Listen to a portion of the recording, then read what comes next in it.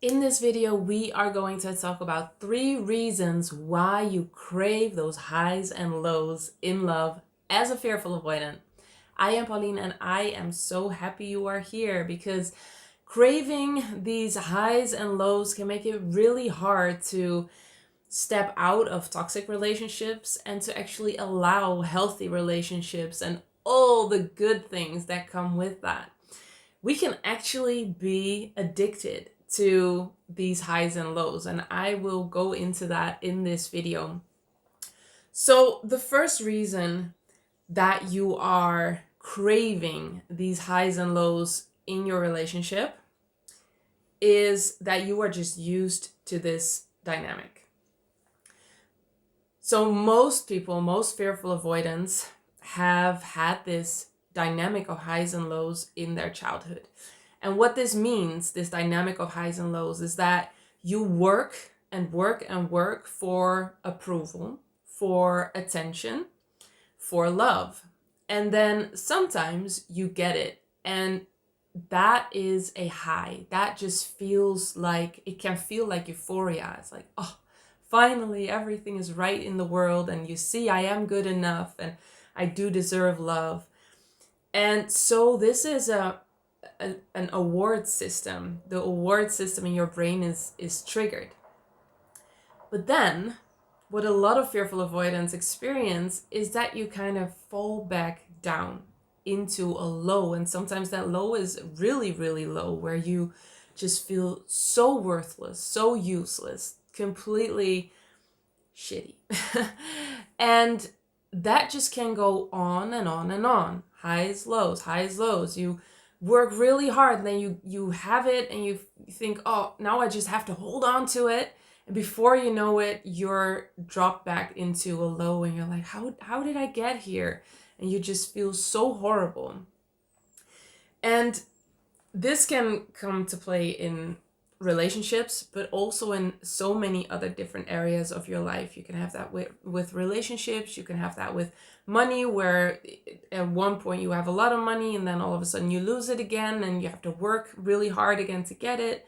It can be with health. You work really hard at the gym and you're losing those pounds, and all of a sudden you're back on the couch eating chips and gaining weight again, and you're like, wait, what happened? I was doing so well and I was really happy about it. So this dynamic can come back in so many different areas in your life. And that's partly because you're used to it. You're used to the dynamic of highs and lows. You're not used to things being stable and things being safe and just slowly but surely working towards a goal. It's all pretty intense. That's what is a characteristic of the fearful avoidant attachment style, that everything is quite intense. The emotions are intense, and these highs and lows can be really intense too. And the hard thing about it is that it can be really hard to let go of this pattern. And not because it's impossible, but because you kind of want it. It feels so good. The highs feel really good, also the lows feel good in a way.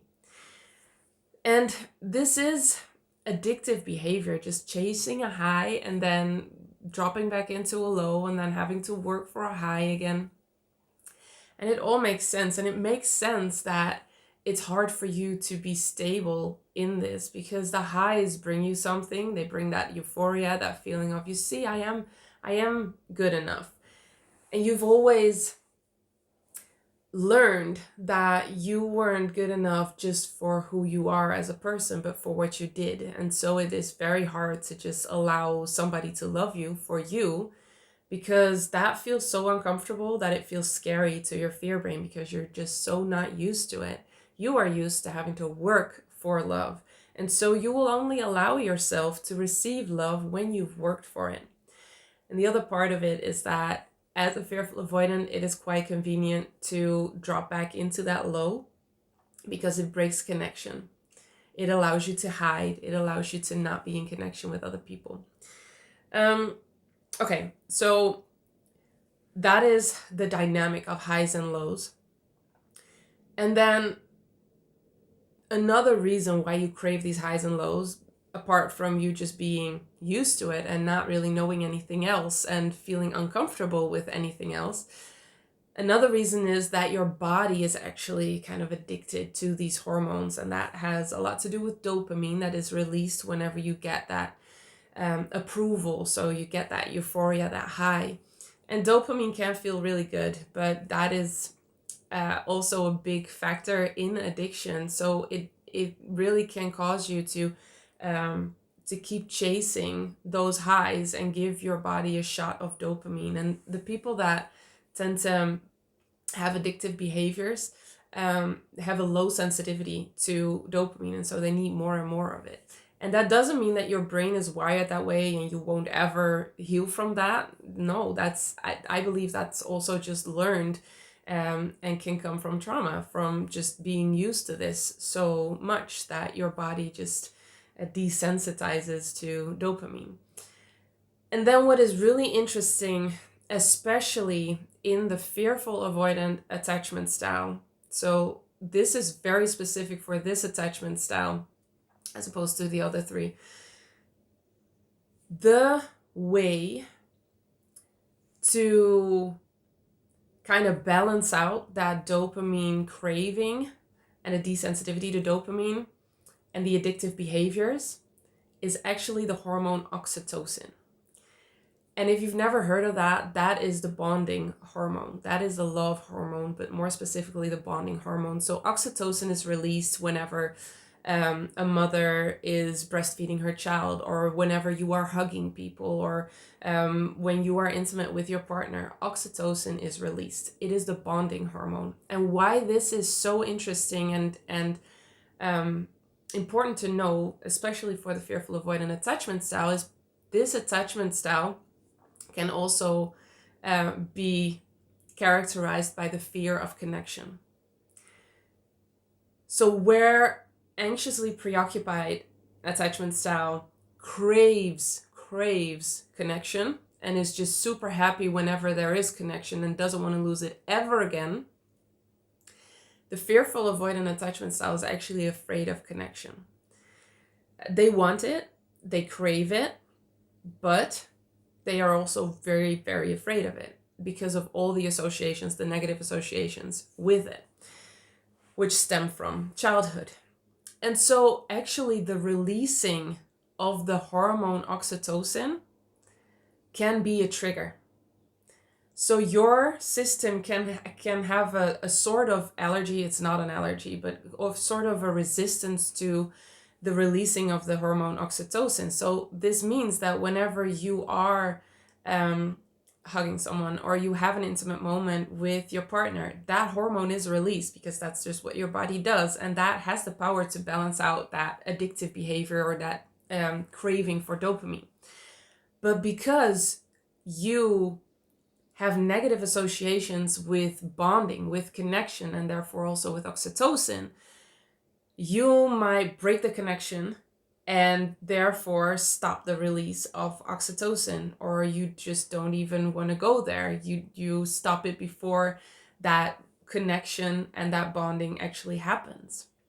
And so what is left is that you don't make enough oxytocin to counter the dopamine, and so you crave dopamine more and more and more. This is a bit of a technical story, and obviously I'm not a hormone specialist, but this is definitely a dynamic that plays in the fearful avoidant attachment style, and that can make it really hard to break through these highs and lows that can come into play in every area of your life. And I think, and I'm not 100% sure, but there's probably research about this, that having the fearful avoidant attachment style actually makes you more prone to addictive behavior because of this cycle of the dopamine and the oxytocin resistance. So before you think, oh well, now I'm doomed because my body is just wired this way, that is absolutely not true. You can definitely heal this. You can heal wanting that dopamine so much. You can heal being scared of oxytocin and being scared of connection. And once you do that, your body, your amazing, beautiful body, will just adjust and it will come back into balance. And this makes it maybe sound a little bit simplistic, but it's definitely possible to heal this. So these are 3 reasons why you crave those highs and those lows. There is a benefit in having those highs and having those lows, even though they're so frustrating and they're so painful. And every time you're in a low, you think, why is this happening? I know. And still there is a benefit. It is serving you in a way. And your body is just addicted to these hormones, to dopamine, wanting more and more of it. And the dopamine and oxytocin story, you just have a hard time allowing oxytocin to be there and allowing connection to be there. I hope this is valuable for you. Let me know in the comments below if it is. And if you want to heal this, if you want to just allow oxytocin and allow that really deep, rich sense of love that is there for you, but that has a stable base. When you are ready to allow that and to experience the deepness and richness of love and all it can be, my online program is maybe even out when you see this video. It is launching beginning of August. I am so excited. Just check the description to see whether it has launched yet or not. And if not, you can put yourself on the wait list. So let me know what you think of this video. Was it valuable to you? I really want to know. As always, I am so happy you are here, and I will see you in the next one.